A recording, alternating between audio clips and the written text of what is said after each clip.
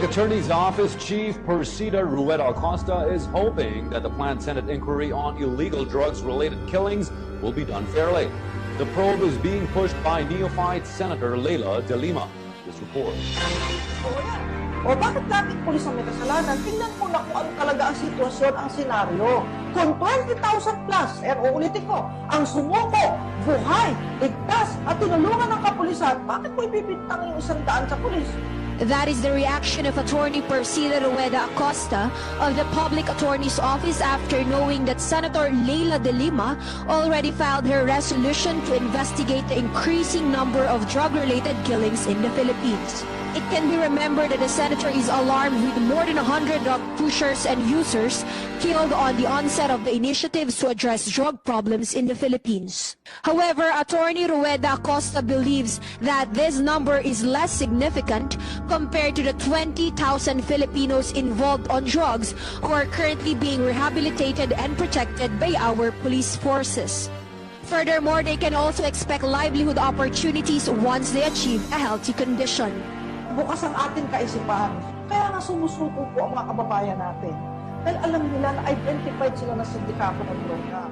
Anytime, pwede silang iganyan, pwede silang kunin at taapon sa dagat. Kaya nga umihilis lang kayo ng proteksyon sa ating mga kapulisan. Hindi ba logical yan? Sabihin mo kung mali ako. Attorney Rueda Acosta recognized Senate's right to investigate on alleged acts against our justice system. However, she hopes that this initiative will be fair and balanced and not automatically putting all blame to the Philippine National Police. It is because she believes that drug lord syndicates were the ones who continuously conduct summary killings to prevent the revelation of their illegal activities. Actually, kaya sumusuko na sa pulis yung mga tao, may 20,000 sa barangay, ayaw nilang mapatay sila ng sindikato. I told you, wag mo akong look at your own back of there. It's a more serious crime being committed every day. Yung lumalabas ng preso nag-hold up, nagkikidnap, tapos bumabalik dyan sa munting lupa. Yung mayayaman na lumalabas dyan, binabayaran. Ngayon, magtanong ako, kasali ka ba doon sa pera? Bakit nakakalabas at nakakapasok? Bakit nakakapasok yung mga babae? Bakit nakakapasok yung magagandang pagkain? Bakit nakakapasok yung baril? Bakit sila nakakaluto ng shabu dyan? You answer for that to the nation. Huwag mong sabihin, nagpa-raid ka lang. No. Iyong bureau yan. Nandoon ako sa Mindoro, lumabas yung sablayan. Ang iyong penal colony guard, nagbibenta ng shabu, kasali yung preso sa labas. What do you think is happening to this country? I'm the only local official openly talking against drugs. You have the goal to just say now, pinapatay ko yung mga kriminal. Anong ginawa mo sa mga kriminal dito sa Pilipinas? Answer me. Ikaw, abogado ka. You arrested President Arroyo without a warrant of arrest, without a whole departure order. Short of just you kidnap the person, then you filed a case. But that cannot erase the fact that at the time you committed a very serious crime of arresting a person without legal grounds. Korte lang ang makapag-aresto eh. You never showed a warrant of arrest. You never showed a whole departure order. Filipino tayo. Akala ko ba you're talking about democracy? You must account for the sins in public because you're running for senator. And I will go personal sa iyo, sa buhay mo. What happened during her tenure? Lalong lumakas ang proliferation ng droga even in her own turf at the National Penitentiary. If she's truly sincere to stop this drug menace, let us ask her, what did she do? As Justice Secretary in charge of the NBI, the Prosecution Service, and the Correctional. Hindi po ito investigation in aid of legislation. To me, I think It is investigation in aid of media mileage. This is a serious situation now. Hindi po ito papugihan sa media. The police are risking their lives.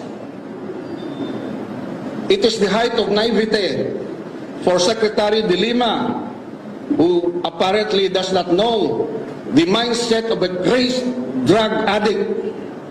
It is difficult and it is dangerous to the lives of our police officers to arrest these drug-crazed offenders. Hindi pwedeng pakiusap ito. And they are also armed. And even if they are armed, because of their mental condition, they will do everything to kill the police officers. We will not allow the police officers to be killed in the line of duty. Meron po tayong batas sa Revised Penal Code, Article 11. There are justifying circumstances when the police can legally kill a criminal or a suspect. I believe Senator De Lima should review her criminal law. Ayaw ko simula ngayon sa lahat na may bababa dito na smuggled goods. Sabi ko, pagbabarilin ko kayo. And if this guy would go to Davao at start to unload, at nakakita ko nandyan siya, you must be in the commission with crime, I will gladly kill him. It's definitely wrong. It's definitely wrong. It's not just, it's not just the human rights aspect of it all, but it's the law. You don't just kill. I find it disturbing na right here in the halls of Senate, he would openly make such statements. Hindi na ba natin madidistinguish kung ano yung tama? Siya ang mag-set up, siya ang walang trabaho. Ano bang nagawa ng DOJ until now? Kasi they're still trying to, they're agonizing to establish what the name. Pato hindi nila kami dinidiktahan. Alam namin kung kailan kami magfa-file ng kaso. Ayaw naming ura-urada lang. Hindi naman po kami gano'n na dahil hot na hot yung issue, magpapasikat kami, magfa-file ng kaso. If you are there for a long time and you have not solved smuggling until now, and yearly we lost 7 million, that is a crime and that is criminal negligence on their part. Kung si De Lima, she has been bypassed several times. Don't you think it's about time to adopt a certain degree of delicadeza? Ng affidavit, I cannot disclose to you exactly kung ano yung contents ng affidavit, pero napakaseryoso pong mga aligasyon. So lahat po yan ay binavalidate ng NBI, nagka-case build-up ang NBI. Sagasaan kita. Sinagasaan mo ako na sa power ka, sa sagasaan kita. You better stay there, DOJ, until the end of time. Talagang I've been really raising hell against this phenomenon of Davao deaths. Ay susuportahan namin yung mga magaganda niya na mga mungkahi. Yung mga magaganda niya na mga panukalang batas na ipipresenta sa Kongreso. Pero syempre, meron mga ilan-ilan na mga major pieces of legislation na balak nila na hindi kami magkakatugma-tugma sa aming mga magiging posisyon.